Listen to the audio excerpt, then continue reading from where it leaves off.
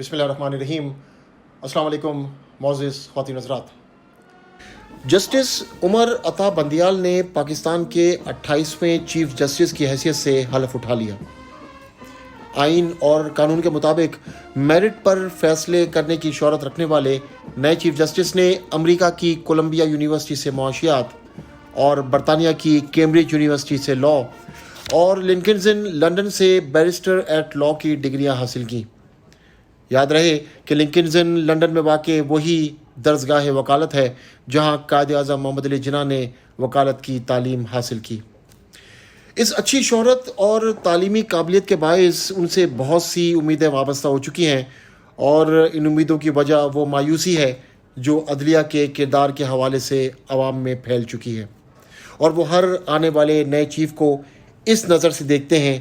کہ شاید یہ تبدیلی ملک میں عدل و انصاف کے بول بالے کا باعث بن جائے۔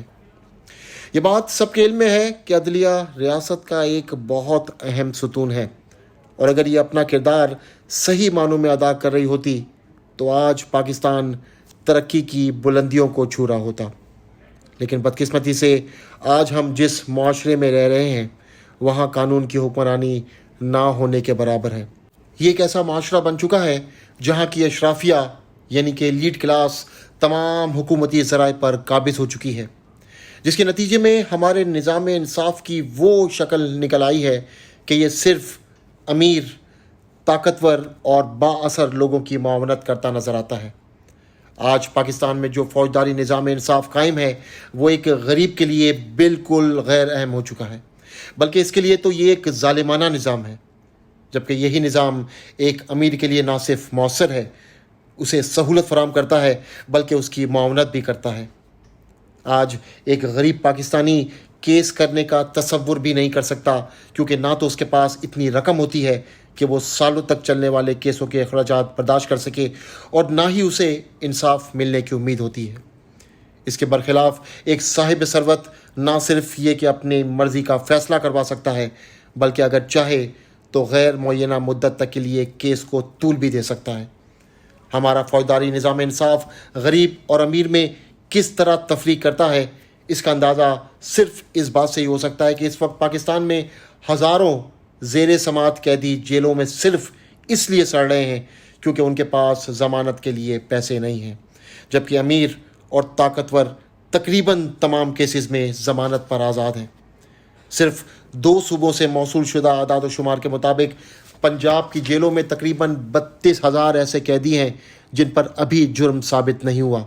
لیکن وہ سالوں سے قید ہیں۔ اس کے علاوہ KPK کی جیلوں میں ایسے قیدیوں کی تعداد 10,000 ہے۔ ان زیر سماعت قیدیوں میں سے اکثریت ان ملزموں کی ہے جن پر کسی چھوٹی موٹی چوری یا جرم کا الزام ہے، لیکن ضمانت کی رقم نہ ہونے کے باعث یہ مجرموں کی طرح جیلوں میں موجود ہیں، جبکہ دوسری طرف اربوں روپے کی چوری کرنے والے نہ صرف ضمانتوں پر آزاد ہیں بلکہ اس یقین پر قائم ہیں کہ عدالتی فیصلہ ان کے خلاف آ ہی نہیں سکتا۔ اس امیری و غریبی کی تفریق نے قانون کا ایک اہم اصول ہی تبدیل کر دیا ہے، جو یہ کہتا ہے کہ آپ اس وقت تک معصوم ہوتے ہیں جب تک جرم ثابت نہ ہو جائے، لیکن پاکستان میں یہ اصول صرف امیر اور طاقتور لوگوں کے لیے کارآمد ہے، جبکہ غریب کے لیے تبدیل شدہ اصول یہ ہے کہ آپ قصوروار ہیں جب تک آپ اپنے آپ کو بے قصور ثابت نہ کر دیں۔ اس پوری صورتحال میں سب سے زیادہ افسوسناک بات یہ ہے کہ یہ سب کچھ ایک ایسی ریاست میں ہو رہا ہے جو خالصتاً اسلام کے نام پر قائم کی گئی۔ وہ اسلام کہ جس میں عدل و انصاف کو بڑا اہم مقام حاصل ہے، جس کے قوانین چاہے معاشیات سے متعلق ہوں یا حقوق سے، اسلام ہر جگہ عدل و انصاف اور برابری کا درس دیتا ہے۔ جس عدل کا حکم اللہ تبارک و تعالیٰ قرآن پاک میں یوں دیتا ہے کہ اللہ تمہیں عدل و انصاف کا حکم دیتا ہے، سورہ نحل آیت نمبر 90، اور نبی کریم صلی اللہ علیہ وسلم اس کا عملی مظاہرہ فرما دیں تو پھر اس کی اہمیت سے کوئی مسلمان انکار کر ہی نہیں سکتا۔ بخاری شریف میں آتا ہے کہ غزوہ بدر کے موقع پر دوسرے قیدیوں کے ساتھ آپ صلی اللہ علیہ وسلم کے چچا حضرت عباس رضی اللہ تعالیٰ عنہ بھی گرفتار ہوئے۔ قیدیوں سے 4,000 درہم فدیہ لے کر انہیں آزاد کیا جا رہا تھا، لیکن امیر ترین لوگوں سے اس سے بھی زیادہ رقم لی جا رہی تھی۔ چونکہ حضرت عباس حضور صلی اللہ علیہ وسلم کے چچا تھے، اس لیے صحابہ کرام نے عرض کیا کہ یا رسول اللہ، اجازت دیجیے کہ حضرت عباس کا فدیہ معاف کر دیا جائے اور انہیں یوں ہی رہا کر دیا جائے۔ یہ سن کر رسول اللہ صلی اللہ علیہ وسلم نے فرمایا ہرگز نہیں، بلکہ حضرت عباس رضی اللہ تعالیٰ عنہ سے ان کی امیری کی وجہ سے حسب قاعدہ 4000 درہم سے زیادہ وصول کیے جائیں۔ نئے چیف جسٹس عمر عطا بندیال کو درپیش چیلنجز یقیناً بہت بڑے ہیں، لیکن انہوں نے حلف اٹھانے کے ساتھ ہی اپنے عزائم کا اظہار بھی کر دیا ہے۔ انہوں نے سب سے پہلے ججوں کو بدنام کرنے والے عناصر کو پیغام دیا کہ وہ عدالت کے ایکشن سے پہلے خود سوچ لیں۔ اس کے ساتھ ساتھ انہوں نے غیر ضروری مقدمہ بازی کے خاتمے اور متبادل نظام برائے فراہمی انصاف کی تدابیر پر زور دیا۔